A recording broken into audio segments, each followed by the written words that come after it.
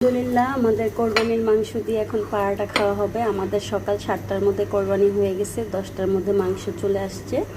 তো আমাদের আজকের আয়োজনে গরুর মাংস ভুনা আর সাথে পাড়াটা। তো আরও বেশ কিছু থেকে নিচ্ছে বন্ধুরা, তোমাদের সাথে শেয়ার করি প্রতিদিনই কী করি না করি।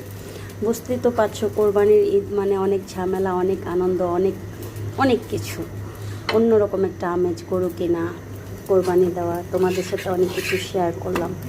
তো আমি এখন মাদ্রাসায় চলে যাব এতিম গরিবদের কিছু মাংস দেওয়ার জন্য।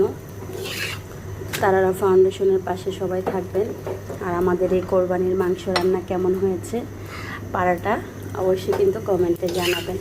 দেশ ও দেশের সকল বন্ধুবান্ধব আত্মীয় স্বজনকে জানাই তারারা ফাউন্ডেশনের পক্ষ থেকে অনেক অভিনন্দন, শুভেচ্ছা। আপনারা আমার পাশে থাকবেন, আপনাদের সহযোগিতা আমার কাম্য। তারারা ফাউন্ডেশন এগিয়ে যাবে আপনাদের মাঝে। ঈদ মোবারক।